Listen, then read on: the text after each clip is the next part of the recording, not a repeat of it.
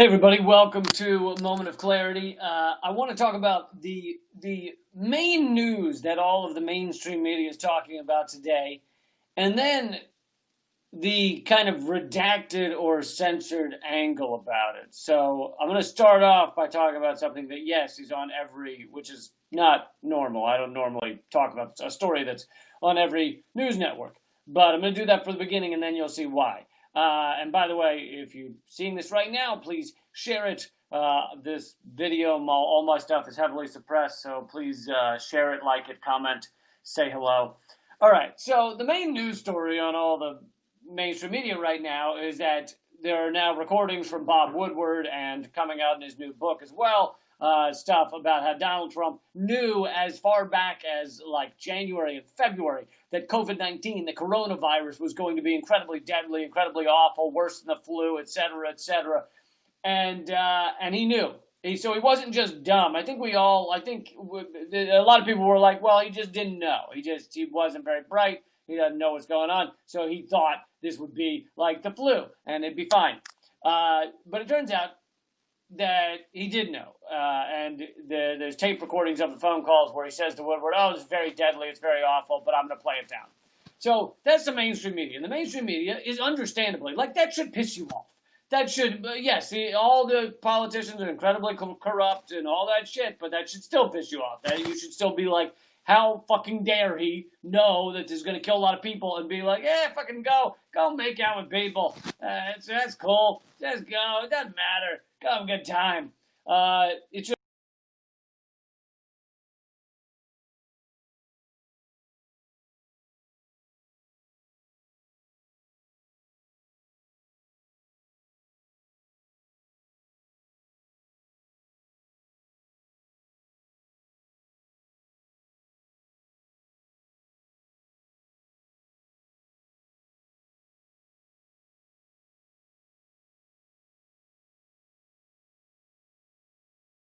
See me. It seemed it cut out for a minute, but I'm hoping we're back.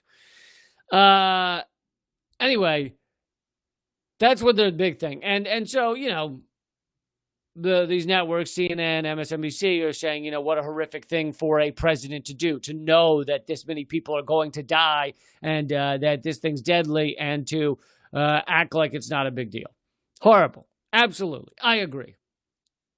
But here's the thing that I feel like is the elephant in the room that none of them want to mention, is that an actual deadlier thing, an actually a more harmful thing to America, a more harmful threat, a threat that will absolutely, without a doubt, kill more people in America and kill more people worldwide. That threat is sitting there, and it's in our faces, and we can all see it, and the leaders and the politicians, they all know, and they're playing it down or ignoring it or not talking about it. Same with our media. And that threat is climate change. And in the past week or 2 weeks, we've seen some of the craziest examples of climate chaos so far. California, I'm sure some of you right now are out in California. It's some of it is very on fire. It's like the worst fire season they've ever seen. And last year was the worst fire season they'd ever seen. And the one before that was the worst fire season they've ever seen. Are you starting to hear a trend? And it is insane, the amount of fire that's going on in California, Oregon. I mean, these places will be desert in a matter of years if it keeps up like this. San Francisco, I don't know if some of you are probably in San Francisco. Some of you may have seen the photos. It's a dark orange sky because of the ash in the air. Someone posted it as the day the sun never rose or whatever. It was night all day, et cetera, et cetera. It's dark orange in San Francisco right now. It's disgusting. I mean, in terms of what we're doing to this planet. And then you have in Utah, the winds have gotten so high that they're literally blowing over tractor trailers on the highway. And these are not during some storm. This is not a tornado. This is just the winds during high winds. And that you can watch a video at like weatherchannel.com or whatever the fuck of trailers just flipping over on the highway in Utah today because the winds got up to like 90 miles per hour. And they're flipping over in the same spot, meaning this is not just some unusual thing that happened to one trailer, and this is happening to many of them. Tractor trailers flipping over, people getting injured and killed by it.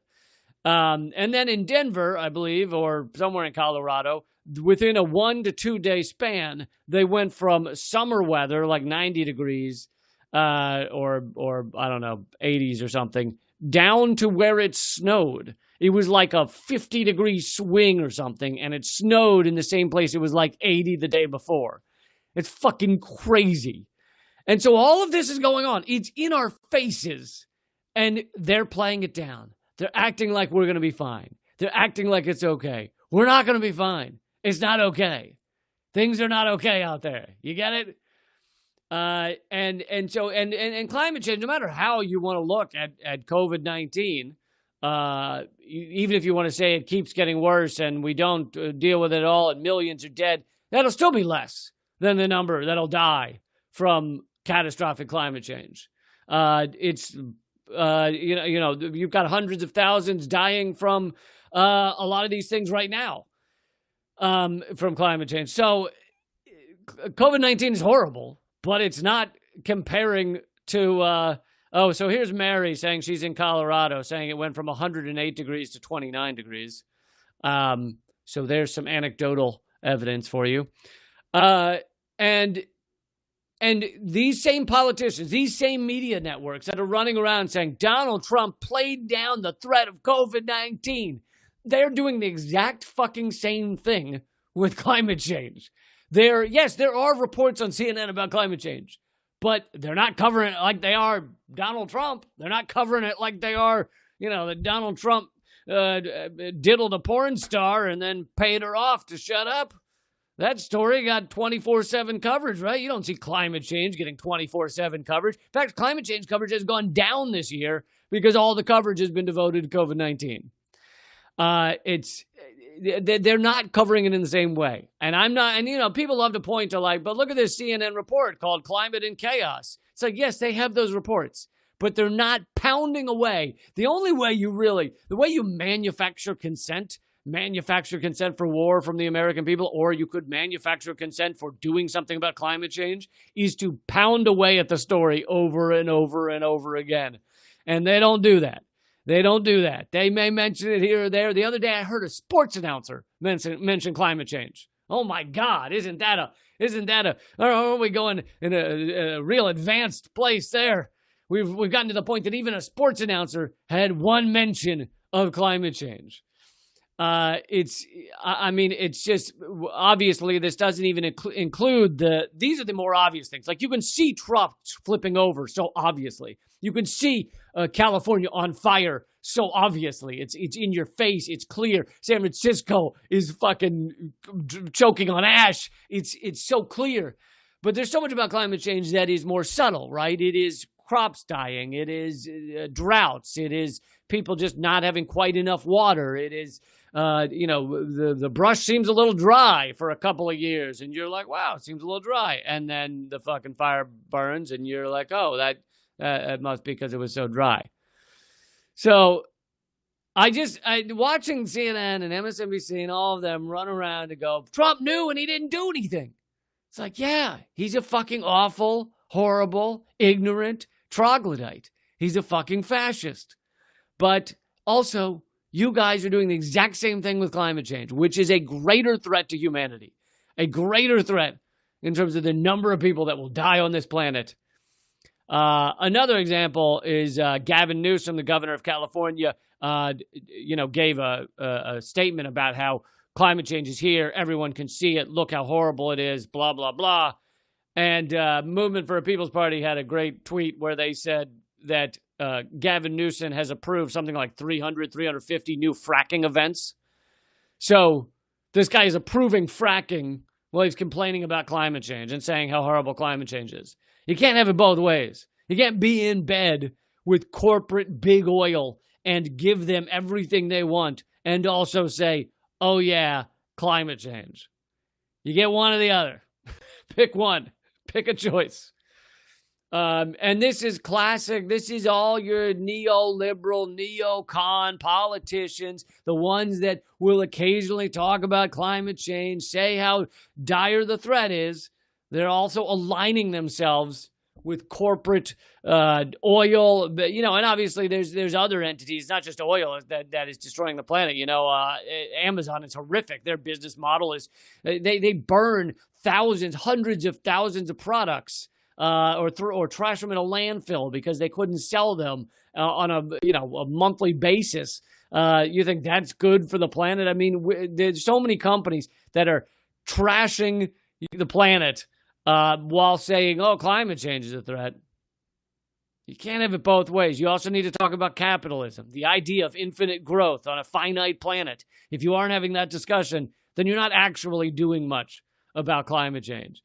If you're not actually having the discussion about an economic system that is built on extracting every last resource, gobbling it up, and shitting out a hellhole, then you're not really having the true discussion that needs to be had.